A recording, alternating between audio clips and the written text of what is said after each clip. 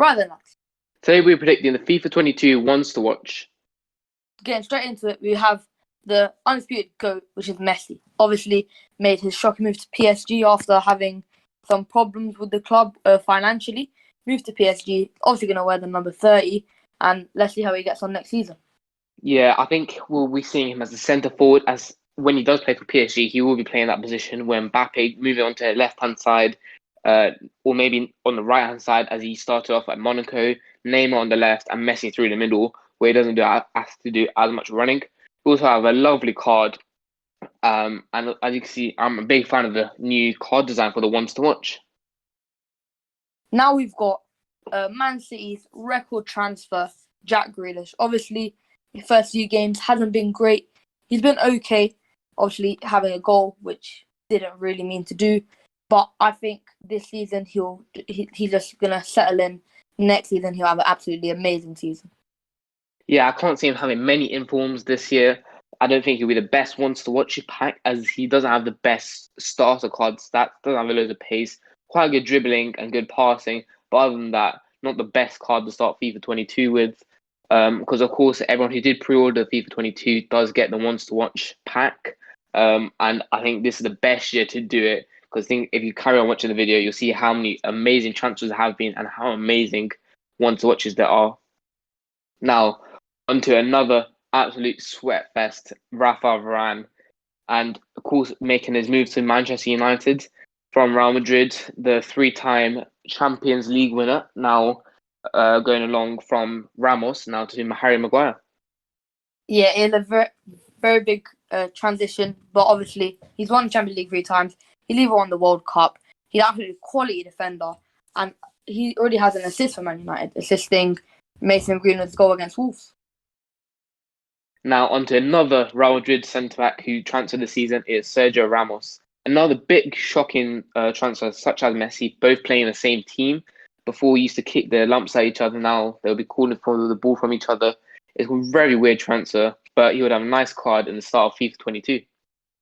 Yeah, he's absolutely amazing player in its prime, and he still is doing quite well. I want to see how he gets on in the Farmers League. I think he'll absolutely boss it because he hasn't got many amazing attackers to actually come up against.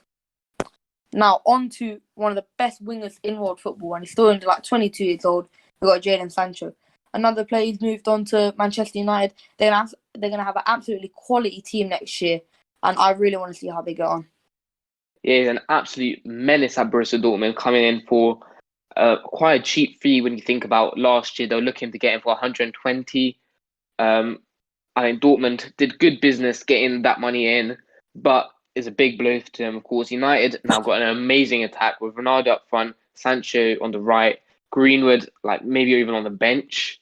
Is going to absolutely tear up the Premier League, I believe. Now, on to a player who I think is going to do absolutely amazingly. And in his first few games, he's got 3 goals. It's Memphis Depay. He's moving from Lyon to Barcelona. Big move for him. Obviously, I think he's a good replacement for Messi. He's still quite young, and he's so skillful. And apparently, he was absolutely amazing in the Liga. Yeah, of course, massive shoes to fill in with, of course, replacing Messi. But I think he can do it. He's going to get loads of informs in the La Liga. As you see, the last couple of years, he's absolutely bossed it in Liga. And I think he'll carry on his form into La Liga, getting loads of informs, probably ending up getting a 92, 93 rated card. Now, onto a bit of a niche transfer is Olivia Druid. We're going from the likes of Memphis Depay, Jaylen Sancho, Messi to Druid, the best looking footballer in the world, many people see. But he made a move to Milan. I think it's a good move for him as he's getting old, and the way Italy football plays, it is a bit more slower and it suits his style than the Prem. Yeah, Inter Milan. Brilliant Giroud. They have not got a lot of pace up front, Ibra and Giroud, but they're absolutely goal threats. And I honestly think, as obviously being one of the best bench players in the world, coming on and always scoring bangers, I think it's actually a decent move for only 2 million. Now to Liverpool's one and only signing this summer, Konate. Of course, coming from RB Leipzig, had a lot of hype around him. Him and Upamecano both made the transfer this summer. I do think it is a good signing for Liverpool, of course, with Van Dijk's injury last year, and Gomez and Matip's They do need more depth in that position, but now I think it's too much when all these players coming back. I doubt there'll be another injury crisis at the back again like this. I do think 36 million is a good price for a centre back that can become an absolute beast. And if you just look at his card, it's going to be absolutely amazing. Start of FIFA 22 is going to remind me of a bit like a Joe Gomez, the start of FIFA 19, 20, even 21, with good pace, good defending, great physical. Overall, just a very sweaty card. Yeah, I think it'll be absolutely amazing. And also link-wise, fantastic. French and Premier League. But even I think Liverpool are just really good at just business in general. 36 million for a player who's 22 years old and he's absolute beast. If Man City came to buy him, this is the easy 70 million. Now, on to a player who I think was pretty decent transfer, Tammy Abraham. 40 million, obviously AC Milan, their second Chelsea striker that they're buying. And to be honest, I think it's a pretty decent move. He's very young. And I think Chelsea have a little buyback option of 60 million, which I think if he does reach the potential he can get to, I think he'll be an absolutely amazing player. Yeah, it's an absolutely brilliant sign for AC Milan. Milan are looking to rebuild, which is a bit weird after signing Druid and Ibrahimovic. But I think this is the future for them. The new talisman for the next couple of years. And of course, if he does do really well, I can see Chelsea buying it back for that 60-odd million in 2 years' time. Now we have the absolute GOAT that you can't stop the shine. It's Romelu Lukaku, Bolingoli. Obviously has already scored against Arsenal. First game, first goal. And this signing, I can just see it being one of the best Premier League signings in the next few years. Yeah, he's an absolute beast. No one can ever outmuscle him except for Massive against Liverpool. Absolutely put him in his pocket. But other than that, Lukaku is going to have an absolute amazing season.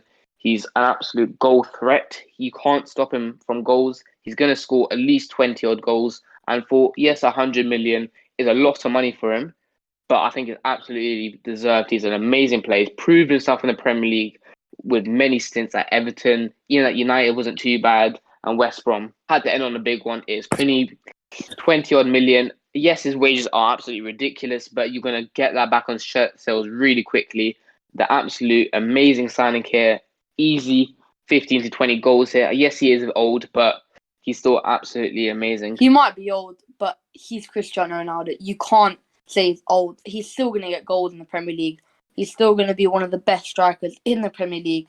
And I think he can compete to be in the top goal scorer this season beside Lukaku. But yeah, that'll end it off for this video, and we'll see you in the next one.